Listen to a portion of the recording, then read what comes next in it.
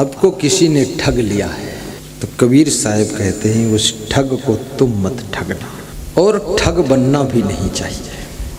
किसी को ठगना, कबीर साहब कहते हैं कबीर आप ठगाइए और न ठगिए कोई, आप ठगे सुख उपजे और ठगे दुख हुए। कबीर साहब कहते हैं आप ठगा जाओगे तो तुम्हें सुख मिलेगा और दूसरे को ठग लोगे तो दुख मिलेगा।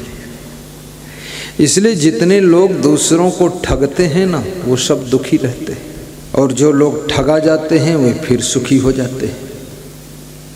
आपका कोई 2-4 हज़ार रुपये चुरा ले वो राजा नहीं बनेगा, लेकिन आपका श्राप लग जाएगा जिस श्राप के कारण वो कंगाल हो जाएगा। इसलिए याद रखना, ठगने का धंधा छोड़ दो। और ठगना ही है तो किसे ठगना चाहिए? जो ये मन रूपी ठग है, जो मन ठग पूरी दुनिया को ठग रहा है, इस मन रूपी ठग को तुम ठग लो। अगर इस मन रूपी ठग को नहीं ठग सकते हो तो कबीर साहब कहते फिर ठगई करना छोड़ दो। मन रूपी ठग को ठगो। ये मन संसार में आने के बाद सबको ठग लेता है। कभी आपसे चोरी करवाता है, कभी आपको दारू पिलवाता है। ये दारू लोग क्यों पीते हैं? शुरू में जो पीते हैं, पहली बार जो पीते, फर्स्ट बार क्यों पीते आपको पता? ये पता लगाने के लिए पीते हैं कि दारू में है क्या। हाँ, ये उसका पता लगाना चाहते हैं आखिर इसमें है क्या।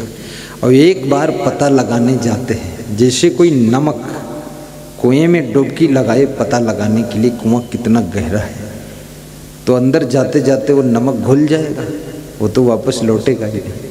तो ये पता लगाने के लिए दारू में डुबकी मारते हैं और फिर ये ऐसा डूब जाते हैं कि निकल कर बाहर ही नहीं आते हैं।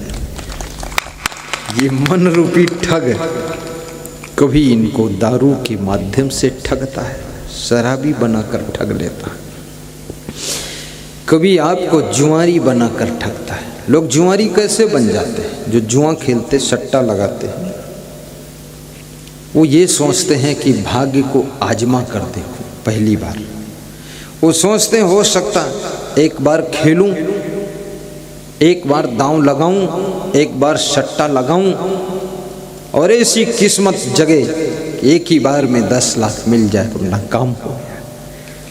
तो पहले आजमाने के लिए जाते हैं, जुआ खेलने बैठ जाते हैं और सट्टा लगा दिया 2 लाख 3 लाख, और पहली बार जो ही सट्टा लगाया वो 3 लाख डूब गया। 3 लाख डूब गया तो फिर सोचते हैं अब दूसरी बार फिर दांव लगाता हूँ, कम से कम 3 लाख तो रिटर्न करूँ जो डूबा है। अब 3 लाख रिटर्न करने के चक्कर में फिर 3 लाख और डूब गया। अब वो धीरे धीरे फिर कुछ भी बचा नहीं तो जुआरी हो गए। अब जुआ खेल रहे हैं सारी जिंदगी। ये जुआरी बनाकर भी तुम्हारा मन तुमको ठग लेता है। ताश तुम खेलते हो, क्यों खेलते हो? टाइम पास करने के लिए ताश खेलते हो। सोचते हो खाली समय है ताश खेल लेते हैं, इक्का पर दुक्का, दुक्का पर तिक्का, तिक्का पर चौका, पर छक्का, पर मुक्का धक्का लगाते रहते हैं। लेकिन ये ताश खेलते खेलते ताश का खेल तुम्हारी आदत में बदल जाता है, और जब आदत में बदल गया, शराब पीना भी आदत बन गया, जुआ खेलना भी आदत बन गया, तो याद रखना कितना पहले समय पास करने के लिए तुम ताश खेलते थे, अब वो ताश तुम्हारी जिंदगी को पास कर रहा है, फिर भी छोड़ नहीं पाते हो, छोड़ नहीं पाते हो, आदत बन गई है।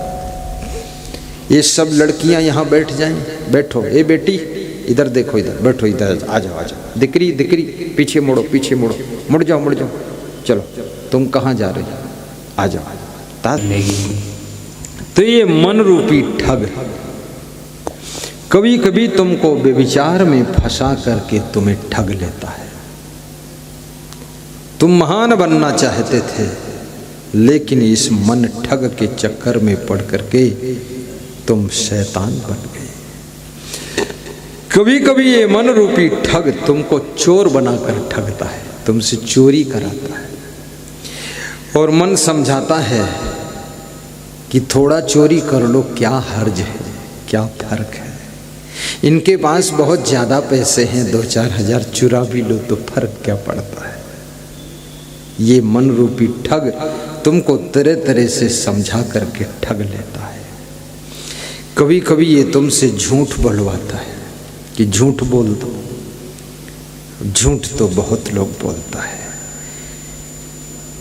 ऐसे शास्त्रों में लिखा है अपनी माँ से झूठ नहीं बोलना चाहिए, माँ से, और अपने पिताजी से झूठ मत बोलो, और अपने गुरु से झूठ मत बोलो, और जो तुम्हारा हितैषी है उससे झूठ मत बोलो। ये एक संकल्प ले लो, एक व्रत ले लो, ये व्रत भी आपको ठगने से बचा लेगा, ठगाने से बचा लेगा।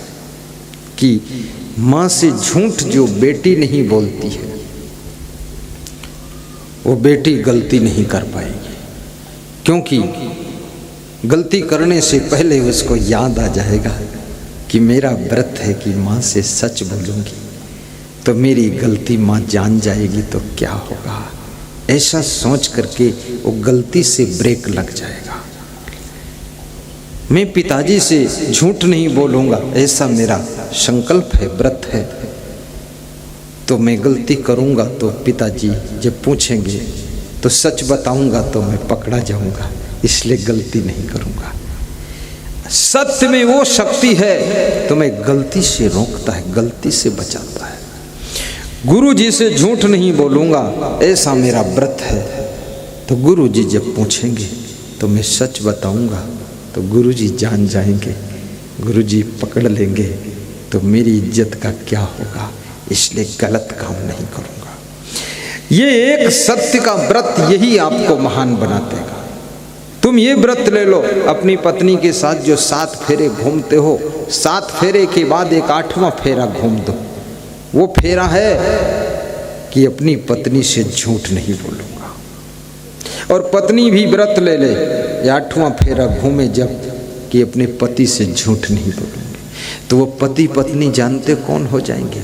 फिर तो पति राम का रूप हो जाएगा और पत्नी सीता का स्वरूप बन जाएगी और घर में राम राज्य हो जाएगा। लेकिन पति अपनी पत्नी से खूब झूठ बोलता है। पत्नी पूछती कहाँ गए थे, तो बोलता कहीं नहीं, बस ऐसे ही थोड़ा गए थे। पति पूछता है तो मायके क्यों जाओगी, बोले कोई खास बात नहीं, लेकिन मिल के आ जाती। झूठ बोल बोल करके अपने महत्व को मत गिराओ। और याद रखना, एक झूठ अगर बोला है आपने तो उस झूठ को छिपाने के लिए तुमको फिर 1000 झूठ बोलना पड़ेगा, लेकिन फिर भी वो झूठ आपका झूठ ही रहेगा, वो सच नहीं बनेगा। और एक झूठ बोलने के बाद आपको जिंदगी भर डर लगेगा कि मेरा झूठ कभी भी पकड़ा गया तो मेरा क्या होगा।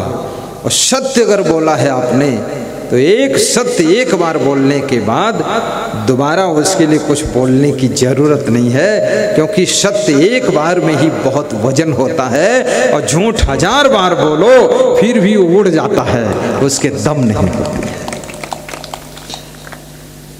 लेकिन फिर झूठ कहाँ बोले, इसका कौन सा स्थान झूठ बोलने। अगर बिल्कुल झूठ नहीं बोलोगे तो झूठ तो मर जाएगा, झूठ तो बचेगा ही नहीं। तो झूठ कहाँ बोलना चाहिए। शास्त्रों ने झूठ बोलने की इजाजत दिया है। क्या इजाजत दिया है? शास्त्रों ने कहा है आपकी पत्नी यदि रूठ जाए तो अपनी पत्नी को झूठ बोलकर भी मना लो तो कोई पाप नहीं है।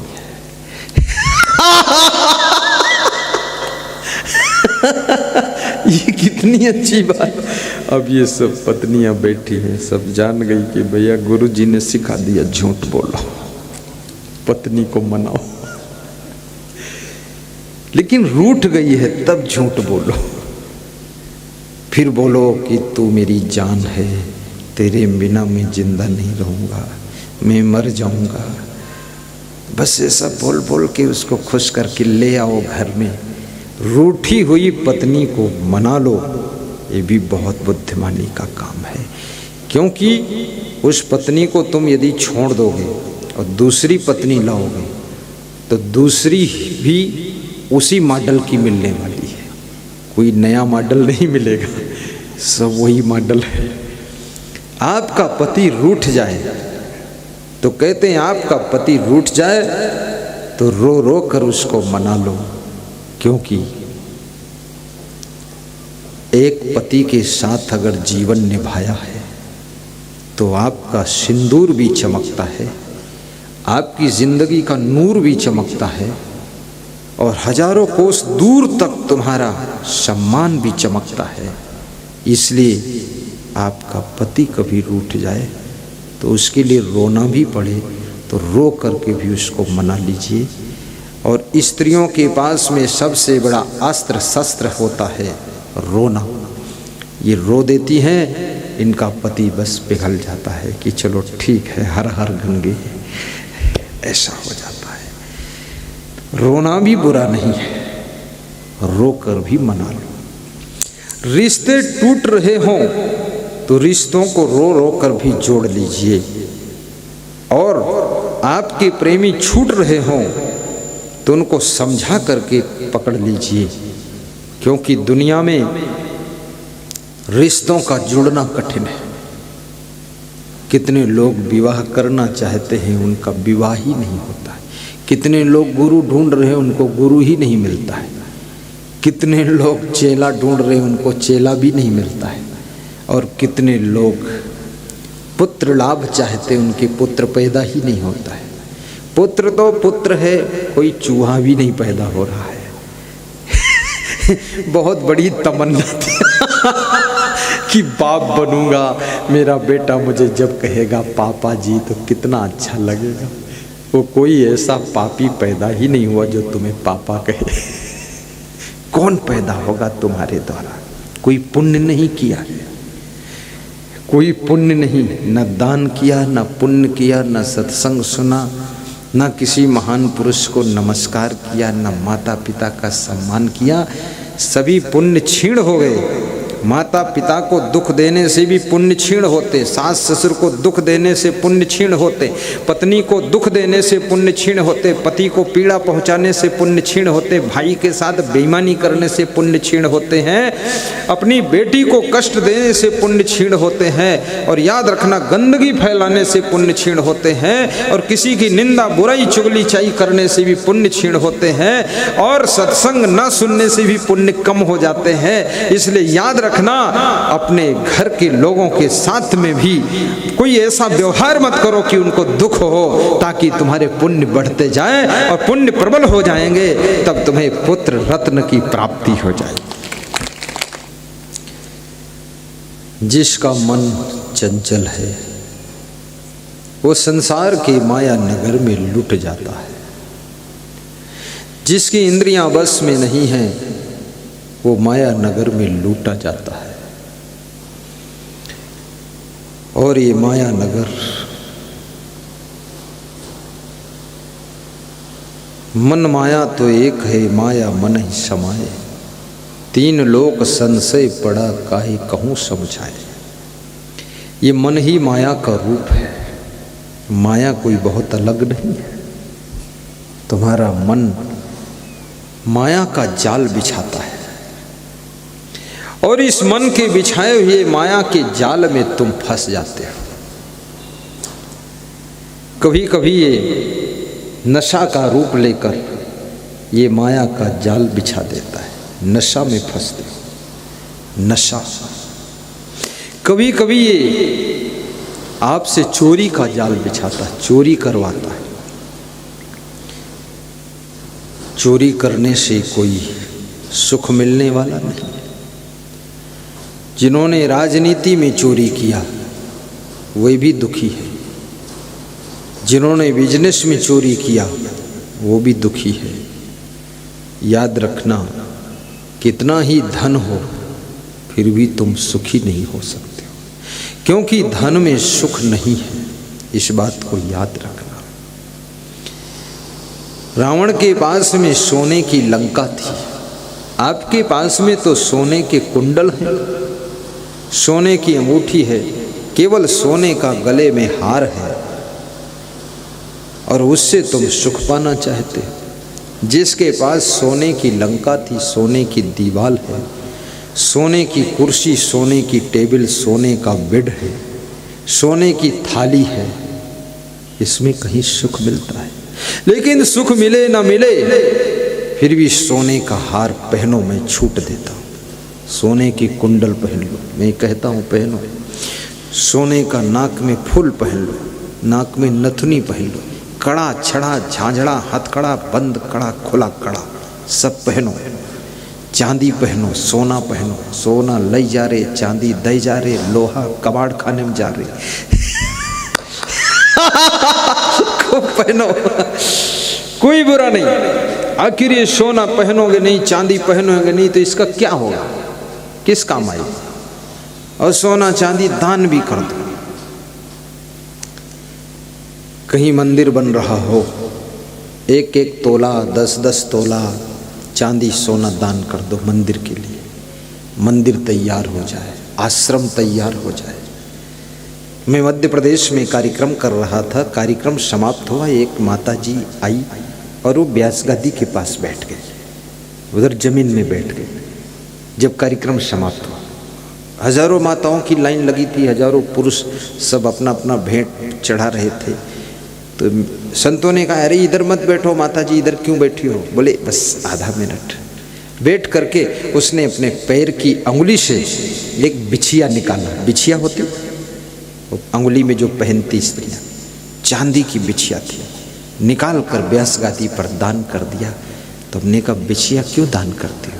बोले पैसा नहीं है, हम गरीब हैं, बिछिया मेरी माँ ने दिया था तो बिछिया निकाल कर दान कर देती हूँ। और पाँव कौन देखता है गुरुदेव, मेरी अंगुली कौन देखेगा?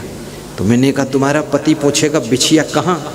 बोले पति ने कभी देखा ही नहीं, मेरी बिछिया भी नहीं देखा, पाँव की अंगुली भी नहीं देखा, उसको पता भी नहीं चलेगा। और बिछिया मेरी माँ ने दिया था और मेरे पैर की अंगुली में मैं पहनती थी, उसको क्या पहन कर करूँगी? दान कर देती हूँ। तुम आश्रम बनाने जा रहे हो उज्जैन में, उस आश्रम में मेरी बिछिया लग जाएगी तो आश्रम में थोड़ा पुण्य हो जाएगा, ऐसा। लेकिन कोई सोच ले बिछिया पहनने से सुख मिलने वाला है, करोड़ों धन इकट्ठा कर ले कहीं सुख मिलने वाला है? धन में सुख नहीं है तो धन में है क्या? धन में है कुछ तभी तो लोग इकट्ठा करते। धन में बहुत कुछ है, सब कुछ नहीं है लेकिन बहुत कुछ है। तो बहुत कुछ है तो क्या है? धन से गाड़ी मिल जाती है जिसमें तुम बैठकर आराम से यात्रा करते हो, धन से कपड़े मिल जाते हैं जिनको पहनते हो तुम, लाज बचाते हो, ठंडी में रजाई मिल जाती, धन से ओढ़ते हो, ठंडी से बच जाते हो, और धन से भोजन मिल जाता है जिसको खाते हो। धन तुम्हारे शरीर की जिंदगी की जरूरतों को पूरा करता है, इसलिए धन कमाना भी जरूर। तुम अपने गुरु के पैसे चुरा कर देखो, चुराना मत कह रहा हूं बस, तुम अपने साथ में साथियों में चोरी करके देख लो, आपकी खुशी कम हो जाएगी, चिंता हो जाएगी, तनाव हो जाएगा, तुम असमंजस में रहोगे, तुम्हें डर लगेगा, भय लगेगा कि अरे मेरा पति जान जाएगा 1000 रुपये चुराए, हम हैं हमारा पति और कोई है नहीं, तो चोरी हुआ पैसा तो कौन लिया, आखिर मेरे पर ही तो शक होगा, घबराहट होगी। गुरुजी जान जाएंगे तो मेरी इज्जत का क्या होगा, जिसका चप्पल चुराया हूँ वो पकड़ लेगा तो मेरी इज्जत का क्या होगा। अब याद रखना, जितना पैसा तुमने चुराया है 1000, एक जोड़ी चप्पल 1000 दे करके भी वो शांति नहीं मिल सकती थी जो शांति 1000 चोरी करके तुमने खोया है। 1000 देख करके वो सुख और आनंद और निर्भयता और निडरता नहीं मिल सकती थी जो तुमने 1000 चोरी करके खो दिया है। इसलिए याद रखना, पैसे के लिए जो आनंद और शांति और परमानंद को खो देता है वो घाटे का सौदा कर रहा है। पैसा जाए तो जाए, लेकिन अपनी शांति और आनंद बचाना चाहिए। लालच मत करो। एक लड़का असमंजस में बैठा था, तो मैंने कहा तू असमंजस में क्यों है?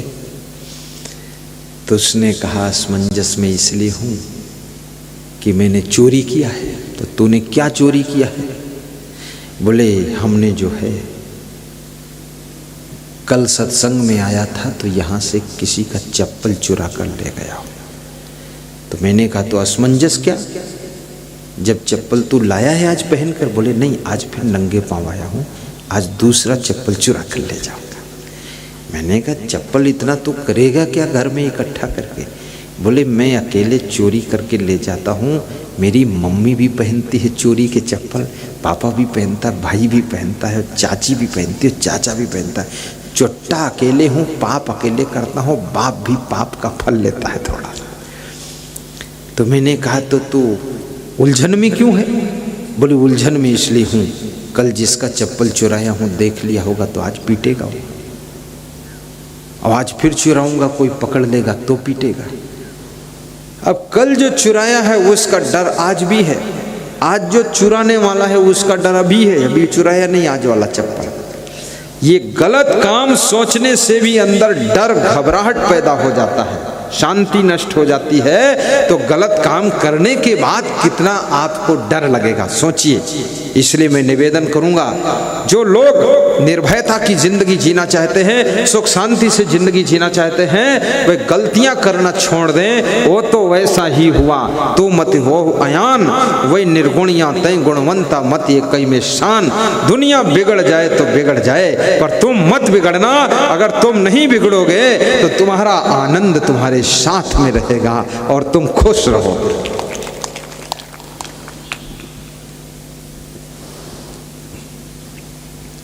अपनी एनर्जी, अपना समय, अपनी बुद्धि, अपनी शक्ति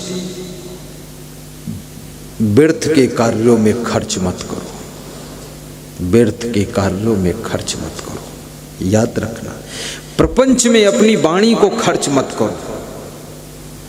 वाणी बोलो तो कुछ अच्छी बात बोलो तो बोलो, नहीं तो मत बोलो, चुप रहो।